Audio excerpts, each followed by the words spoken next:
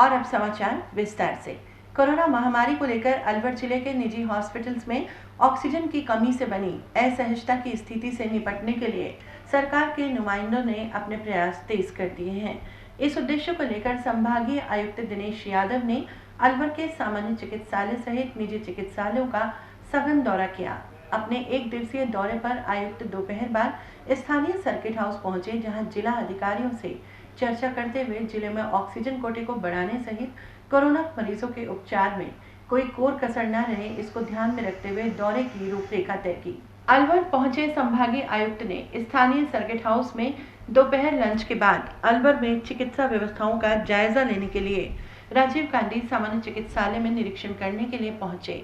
चिकित्सालय पहुंचते ही आयुक्त ने आईसीयू वार्ड सहित कोविड वार्डों का जायजा लेते हुए पीएमओ कक्ष में चिकित्सा अधिकारियों के साथ वार्ता कर हालातों का जायजा लिया। इस दौरान पत्रकारों से वार्ता करते हुए जिले में ऑक्सीजन का कोटा कम होने के सवाल का जवाब देते हुए आयुक्त ने कहा, सरकार का ध्येय हर मरीज को उचित समय पर उचित उपचार देने का है।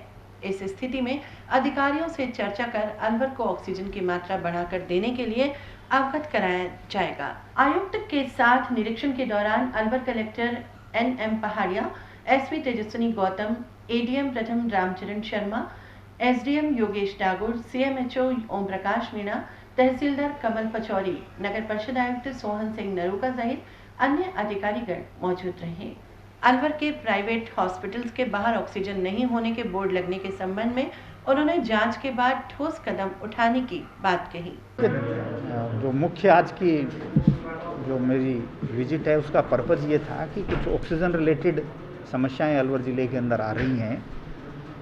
कलेक्टर साहब अपने स्तर पर बहुत प्रयास कर रहे हैं, लेकिन चूंकि ओवरऑल पूरे कंट्री में ही कमी थी, उसी के हिसाब से स्टेट में भी कमी थी, तो उसको देखते हुए चूंकि आपकी समस्याएं कुछ ज़्यादा आ रही थी, कल आपसे मेरी बात हुई तो इन्होंने कहा कि भाई हमें सप्लाई उतनी नहीं मिल पा रही है, तो इसलिए फिर मैंने मॉर्निंग में स्टेट लेवल पर सबसे बात करी कि भाई अलवर ज़िले की सप्लाई को थोड़ा सा इंक्रीज़ किया जाए। तो अल्टीमेटली उन्होंने कहा कि भाई एक बार आप जाके असेस कर लो और फिर उसके हिसाब से जो आप बताएंगे उस हिसाब से हम बढ़ाने का वो करेंगे। तो मोटे तौर पे चर्चा इनसे करके और यहाँ की जो नीड, जो गैप है एक्चुअल नीड में और सप्लाई में, उसको दूर करने के लिए हम लोग जाके अब मैं उनसे प्रयास करूँगा। और मोटे तौर पे एक तो ये उद्देश्य था।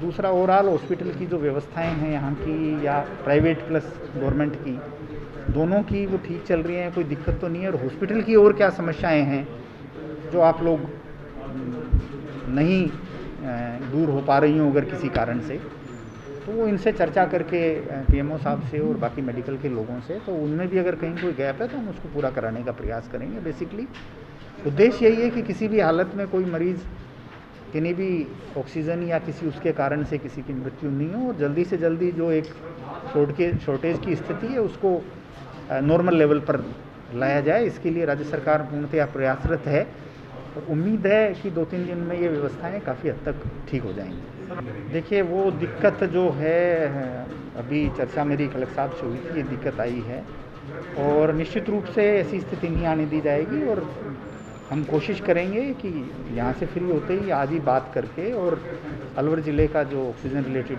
कोटा है उसको हम बढ़वाएं ताकि ये समस्या खत्म हो। अलवर शहर के निजी चिकित्सालयों में मुख्यमंत्री की फ्लैगशिप योजना चिरंजीवी स्वास्थ्य बीमा योजना के लाभार्थियों को भर्ती के दौरान फ्री उपचार नहीं दिए जाने की शिकायत जिला कलेक्टर को की गई, जिस पर A24 न्यूज चैनल द्वारा इस मामले की पड़ताल की गई, जहां अलवर के सोलंकी हॉस्पिटल में योजना के लाभ देने पर जानकारी ली, जिस पर स्थानीय चिकित्सालय के HR ने इस योजना का मखौल उड़ाते हुए इस योजना को बेमानी बताया। इस खबर से अलवर दौरे पर पहुंचे संभागीय आयुक्त को अवगत कराने पर उन्होंने A24 न्यूज को बताया, इस प्रकार के हॉस्पिटल्स पर नियमानुसार कार्यवाही की जाएगी। उसके बाद स्वयं दिनेश यादव ने मय प्रशासनिक अधिकारियों के सोलंकी हॉस्पिटल पहुंचे और हॉस्पिटल का निरीक्षण किया। देखिए, इस तरह की रिपोर्ट जो आपने बताई है अभी तक कोई हमारे पास, तो जो हॉस्पिटल चिरंजीवी योजना के अंदर लिस्टेड हो गए हैं उनको मरीजों को लेना पड़ेगा। अगर कोई हॉस्पिटल इस प्रकार का करेगा तो निश्चित रूप से उसको योजना से उससे हटाया जाएगा और उसके तहत में जो अन्य कार्रवाइयाँ उसके खिलाफ हैं वो और की जाएंगी। कोई अगर पर्टिकुलर आपके ध्यान में इस प्रकार का हॉस्पिटल आता है तो आप हमारे को बताना, हम जांच करवा के उनके खिलाफ कार्रवाई करेंगे। कोरोना महामारी से देश भर के राजकीय और निजी चिकित्सालयों में ऑक्सीजन की कमी से मरीजों की सांस थमने लगी है। इसका कारण मरीजों की संख्या में लगातार हो रही बढ़ोतरी है। कोरोना संक्रमण से ठीक होकर जाने वाले मरीजों से ज्यादा नए संक्रमित मरीजों के आने से हालात असहज बने हुए हैं।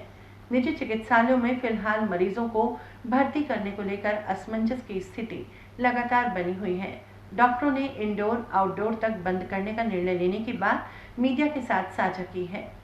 स्थानीय मित्तल हॉस्पिटल संचालक द्वारा भर्ती मरीजों के लिए भी ऑक्सीजन की आपूर्ति नहीं होने का कारण बताते हुए भर्ती मरीज को ले जाने के लिए कह दिया गया। इतना ही नहीं, अब उन्होंने किसी भी प्रकार के रोगियों की भर्ती और आउटडोर भी बंद करने की बात कहते हुए कहा, इन हालातों में मैं अपने कर्तव्य को भलीभांति नहीं निभा सकता। मीडिया से बात करते हुए उन्होंने वर्तमान हालातों की ये जानकारी दी। राज्य सरकार ने मित्तल हॉस्पिटल को डेडिकेटेड कोविड हॉस्पिटल बना रखा है और इस समय मेरे पास 22 मरीज़ भर्ती हैं, जिनमें 5 पेशेंट वेंटिलेटर पे हैं और एक बाईपैप, 6 ही हो गए, 6 पेशेंट वेंटिलेटर पे हैं और 6 पेशेंट हाई फ्लो ऑक्सीजन के ऊपर हैं और 10 पेशेंट या 11 पेशेंट 22 या 23 पेशेंट एग्जैक्टली गिरीश को ज़्यादा पता है, तो वो नॉर्मल ऑक्सीजन के ऊपर हैं। तो एक एक को यदि हम कैलकुलेट करें तो 6 चौके 24 सिलेंडर्स वेंटिलेटर्स के लिए चाहिए। 6 पेशेंट की जो यदि हाई फ्लो ऑक्सीजन पे 2 सिलेंडर चाहिए पर, तो 12 वो चाहिए 36 और 11 पेशेंट हमको नॉर्मल ऑक्सीजन के तो एक एक सिलेंडर चाहिए। तो टोटल हमारी रिक्वायरमेंट 45 है। मैं मानता हूँ कि सरकार प्रयास कर रही है और अभी तक हमने ये काम चलाया है, पर रोज़ हम शाम को जब मीटिंग करते हैं मैं और गिरीश जी और सारा हमारा एडमिनिस्ट्रेशन, तो हमें लगता है कि रात को 2 बजे 3 बजे 4 बजे ऑक्सीजन ख़त्म हो जाएगी और उसके लिए हमारे प्रशासक गिरीश जी रात को कहीं कहीं से प्रशासन से या कैसे भी करके पर्सनल लेवल पे वो इंतज़ाम करते हैं और हम वो रात निकालते हैं। पर ये डेली 10 दिन से कहानी हो रही है, मीडिया में भी सारी खबरें आ रही हैं। जिला प्रशासन को मैंने अवगत करा दिया, जिला कलेक्टर से बात होगी, हमारे मंत्री जी, भंवर साहब, योगेश जी, संजय जी, सबसे जितना मैं प्रयास कर सकता हूँ। पर दुखी मन से मुझे आज ये एक तरह से सूचित करना पड़ा है कि मैंने आज आउटडोर भी बंद किया है, अपना इंडोर भी बंद किया है और जो मरीज़ हैं हमारे भर्ती, उनको जब तक यदि हम 5-7 पेशेंट जो हमारे 3-4 पेशेंट वेंटिलेटर से यहाँ से नहीं जाएँ, तब तक हम इस व्यवस्था को चलाने में असमर्थ हैं। इसके लिए मैंने सभी को आगाह कर दिया है और रिक्वेस्ट यही कर रहा हूँ मैं मरीज़ों को कि अपने अपने मरीज़ों को ले जाएं, नहीं तो उनकी जिम्मेवारी हम कह रहे हैं कि भाई अब कैसे हम करें, आप बताएं, आप अपने मीडिया के हिसाब से या जिला प्रशासन या राजनेताओं के हिसाब से अपने प्रेशर डालें। सभी को दिक्कत है, सारे नर्सिंग होम्स को दिक्कत है, सारे देश में दिक्कत है, मैं मानता हूँ। परंतु ऐसी स्थिति में जो पेशेंट हमारे 10-10 दिन से कुछ वेंटिलेटर्स पर रखे हुए हैं और वो उनका वेंटिलेटर हट नहीं पा रहा है, तो ऐसी स्थिति में मेरी मजबूरी ये हो रही है कि मैं जिला प्रशासन को इन बातों से अवगत कराऊँ आपके माध्यम से और डायरेक्ट भी। और मैं और हमारा जिला प्रशासन, हमारा मित्तल हॉस्पिटल का प्रशासन बहुत दुखी है। सारे हॉस्पिटल के डॉक्टर्स हमारे बहुत मेहनत कर रहे हैं, स्टाफ बहुत मेहनत कर रहा है, nursing staff, sweeper, 4 class dedicatedly काम कर रहे हैं और मरीज़ काफ़ी ठीक भी होके जा रहे हैं, कुछ मॉर्टेलिटी भी हुई हैं। परंतु हम जब इस सेवा देंगे, जब तक हमारी ये व्यवस्था जो ऑक्सीजन की व्यवस्था पूरी नहीं होगी, तो बहुत मुश्किल हो जाएगा काम करना। तो मैं सभी से निवेदन कर रहा हूँ कि जनता भी, हमारे जो नागरिक हैं वो भी सहयोग करें और जिला प्रशासन और हमारे शासन सब मिलके ऐसे समस्या का हल करें, तभी जाके आगे काम करना संभव होगा।